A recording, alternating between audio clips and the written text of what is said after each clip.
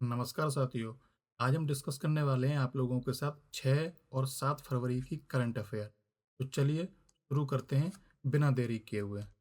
First question है, भारत और खाड़ी सहयोग परिषद यानी जीसीसी ने हाल ही में किस उद्देश्य के लिए संदर्भ शर्तों यानी टर्म ऑफ रेफरेंस पर हस्ताक्षर किए हैं? तो इसका सही आंसर है ऑप्शन बी, मुक्त व्यापार समझौते यानी फ्री ट्रेड एग्रीमेंट के लिए। ठीक है, ये डिटेल देखते हैं। तो संदर्भ जो शर्तें हैं वो टर्म ऑफ जो रेफरेंस हैं वो असल में किसी बड़े समझौते की नींव होती हैं। इसका मतलब है कि भारत और खाड़ी देशों ने उन अब उन नियमों और सीमाओं को तय कर लिया है इनके आधार पर वह आगे व्यापार होगा। ठीक है, भारत अपनी ऊर्जा यानी कच्चा तेल और गैस के लिए जीसीसी देशों पर निर्भर है। वहीं जीसीसी देशों के लिए भारत एक बड़ा बाजार है। एफटीए होने से भारत से निर्यात होने वाले चावल, मांस, मसाले और कपड़ों पर ड्यूटी यानी टैक्स कम हो जाएगा। जीसीसी में सऊदी अरब, यूएई, कतर, कुवैत, ओमान और बहरीन जैसे देश शामिल हैं। यह समझौता भारत की बेस्ट एशिया नीति को और मजबूती प्रदान करेगा। नेक्स्ट क्वेश्चन है, हाल ही में भारत टैक्सी का उद्घाटन किया गया है। यह सेवा किस मॉडल पर आधारित है? इसका सही आंसर है ऑप्शन सी, सहकारी आधारित है यानी कोऑपरेटिव बेस्ड है। ये डिटेल देखते हैं। अभी तक हम ओला और उबर जैसी कंपनियों पर निर्भर थे जो ड्राइवरों से मोटा कमीशन वसूलती हैं। भारत टैक्सी एक सहकारी मॉडल है, जिसका मतलब है कि इसमें ड्राइवरों का अपना सामूहिक स्वामित्व या नियंत्रण होगा। इससे ड्राइवरों का शोषण रुकेगा और ग्राहकों को भी स्थिर किराए की सुविधा मिलेगी। यह सेवा आत्मनिर्भर भारत और स्थानीय रोजगार को बढ़ावा देने की दिशा में एक बड़ा कदम मानी जा रही है। बिचौलियों के मुनाफे को कम करके सीधा लाभ सेवा देने वाले ड्राइवर और सेवा लेने वाले यात्री तक पहुंचाना। नेक्स्ट क्वेश्चन है, श्रीलंका के राष्ट्रपति द्वारा हाल ही में किस स्थान से प्राप्त देवनी मोरी बुद्ध अवशेषों की प्रदर्शनी का उद्घाटन किया गया है? उसका सही आंसर है ऑप्शन सी, देवनी मोरी, गुजरात। ठीक है, इसकी डिटेल देखते हैं। तो देवनी मोरी गुजरात के अरावली जिले में स्थित एक महत्वपूर्ण बौद्ध पुरातात्विक स्थल है। यहाँ से मिले अवशेषों को बहुत पवित्र माना जाता है। श्रीलंका एक बौद्ध बहुल देश है। भारत द्वारा इन अवशेषों को श्रीलंका में प्रदर्शित करना सॉफ्ट पावर डिप्लोमेसी का है, जिससे दोनों देशों के आध्यात्मिक रिश्ते मजबूत होते हैं। राष्ट्रपति जो कि श्रीलंका के अभी मौजूदा यानी करंट जो राष्ट्रपति हैं वो हैं अनुरा कुमार दिसानायके ने इसका उद्घाटन कोलंबो के प्रसिद्ध गंगा रामया मंदिर में किया है। नेक्स्ट क्वेश्चन है, लास्ट इंडिया 2026 की जो प्रदर्शनी का जो आयोजन है वो फरवरी 2026 में कहाँ किया जाएगा? तो इसका सही आंसर है ऑप्शन ए, प्रगति मैदान, नई दिल्ली में किया जाएगा। डिटेल देखते हैं। तो यह प्लास्टिक उद्योग की दुनिया की सबसे बड़ी प्रदर्शनियों में से एक है। इसका आयोजन 5 फरवरी से 10 फरवरी तक किया जाएगा। इस बार का मुख्य फोकस सस्टेनेबल प्लास्टिक और सर्कुलर इकोनॉमी पर है, यानी प्लास्टिक का ऐसा इस्तेमाल जिसे रिसाइकल किया जा सके और पर्यावरण को कम नुकसान हो।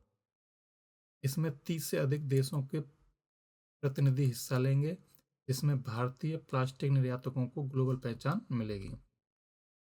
नेक्स्ट क्वेश्चन है, भारतीय नौसेना के किस प्रशिक्षण पोत ने हाल ही में ओमान के सलालाह बंदरगाह पर अपना पहला पड़ाव डाला है?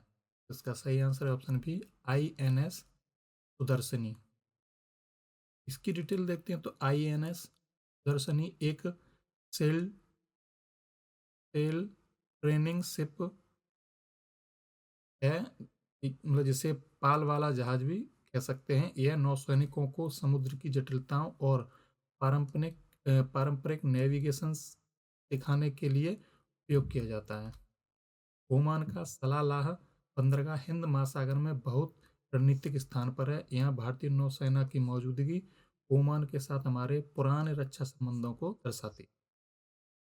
ऐसी यात्राओं से मित्र देशों की नौसेनाओं के बीच आपसी तालमेल बढ़ता है। ठीक है।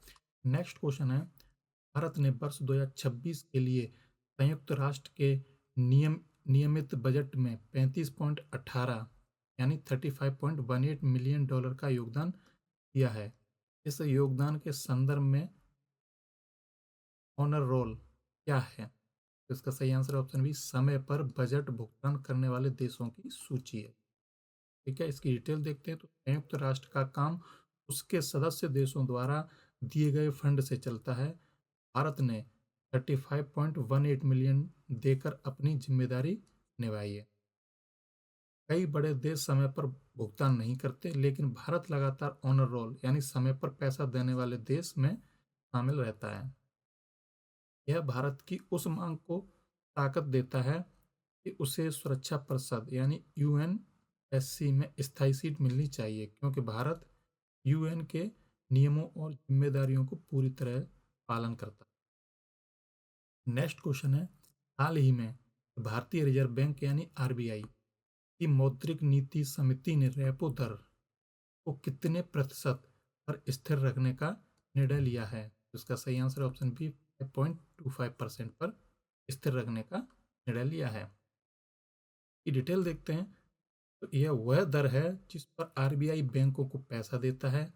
इसे कम रखने का मतलब है कि बैंकों को सस्ता फंड मिलेगा, जिससे आम आदमी के लिए होम लोन, कार लोन की ईएमआई कम हो सकती है। आरबीआई ने इसे 5.25% पर इसलिए बनाए रखा है ताकि बाजार में महंगाई को नियंत्रित किया जा सके और साथ ही देश की जीडीपी ग्रोथ को भी सहारा मिले। मौद्रिक नीति समिति यानी एमईसी के सदस्यों ने सर्वसम्मति से यह फैसला लिया है, जो दर्शाता है कि भारतीय अर्थव्यवस्था स्थिरता की ओर बढ़ रही है। नेक्स्ट क्वेश्चन है, दुबई में आयोजित विश्व सरकार शिखर सम्मेलन में ग्लोबल टीचर प्राइज 2026 किस भारतीय शिक्षक ने जीता है?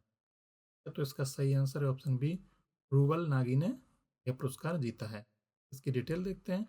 तो यह पुरस्कार दुनिया भर के हजारों शिक्षकों में से केवल एक को दिया जाता है जो शिक्षा में क्रांतिकारी बदलाव लाते हैं। रूबल नागी ने वंचित बच्चों के लिए कला और शिक्षा को जोड़कर यह मुकाम हासिल किया है। दुबई में आयोजित वर्ल्ड गवर्नमेंट समिट एक अंतर्राष्ट्रीय मंच है जहां दुनिया भर के नेता भविष्य की नीतियों पर चर्चा करते हैं। वहां यह सम्मान मिलना भारत के लिए गर्व की बात है। रूबल नागी अपने फाउंडेशन के माध्यम से फिल्म आर्ट प्रोजेक्ट चलाती हैं, जिससे उन्होंने हजारों बच्चों के जीवन में शिक्षा का संचार किया है।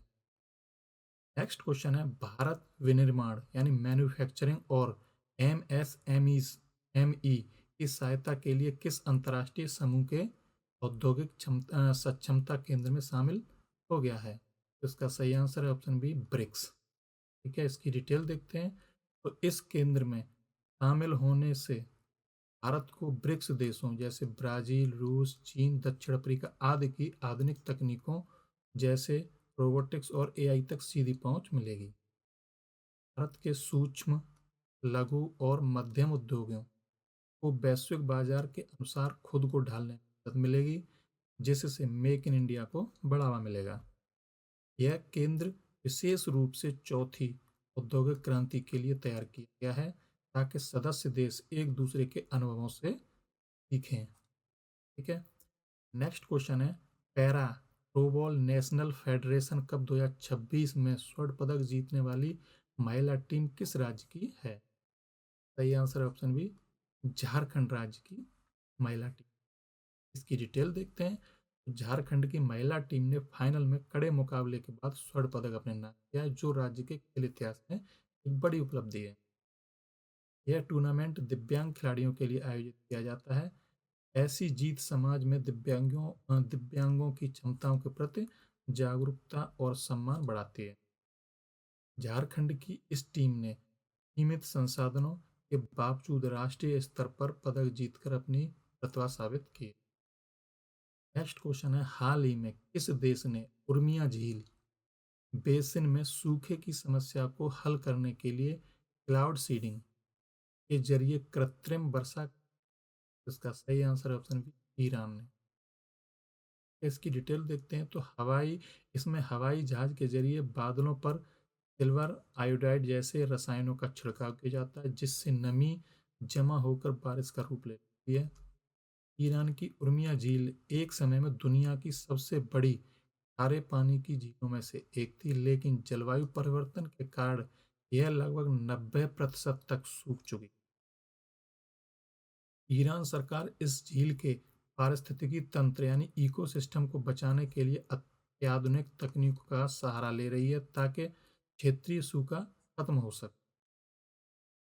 नेक्स्ट क्वेश्चन है, यूएसए ने प्रथम क्रिटिकल मिनरल्स मंत्री स्तरीय सम्मेलन के दौरान किस फोरम की शुरुआत करने की घोषणा की है? तो इसका सही आंसर ऑप्शन बी, फोर्स फोरम की घोषणा की है। ये डिटेल देखते हैं तो पहले तो देखते हैं फोर्स का पूरा नाम क्या है। तो फोर्स का पूरा नाम है फोरम ऑफ रिसोर्स जियोस्ट्रेटिक एंगेजमेंट। यह मुख्य रूप से उन खनिजों पर केंद्रित है जो आधुनिक तकनीक के लिए जरूरी है। लिथियम, कोबाल्ट और रेयर अर्थ मिनरल्स जैसे खनिजों का उपयोग इलेक्ट्रिक कार की बैटरी और मिसाइलों में होता है। वर्तमान में इनकी सप्लाई पर चीन का दबदबा है, जिससे कम करने के लिए यूएसए ने यह कदम उठाया है। इस पहल के जरिए यूएसए अपने मित्र देशों जैसे भारत, ऑस्ट्रेलिया के साथ मिलकर मिलकर खनिजों की एक सुरक्षित सप्लाई चेन बनाना है। अगर आपको ये करंट अफेयर का वीडियो अच्छा लगा हो तो प्लीज़ वीडियो को लाइक करें, शेयर करें और हाँ, चैनल को सब्सक्राइब करना ना भूलें। के लिए एक मोस्ट इम्पोर्टेंट जानकारी देना चाहते हैं कि आप लोग हमारे टेलीग्राम चैनल और टेलीग्राम ग्रुप को ज्वाइन कर सकते हैं, जिसका लिंक वीडियो के डिस्क्रिप्शन में दिया गया है, क्योंकि हम लोग वहाँ पे आगे आने वाले परीक्षाओं को मद्देनज़र रखते हुए क्विज और एमसीक्यू सॉल्व कराते हैं, जिनका टाइमिंग है शाम को 5 PM और 7 PM। आप सभी लोगों का स्वागत है। आइए जुड़िए और अपने एग्जाम की तैयारी को और बेहतर बनाइए। तो चलिए मिलते हैं अगले वीडियो में, तब तक के लिए थैंक यू सो मच।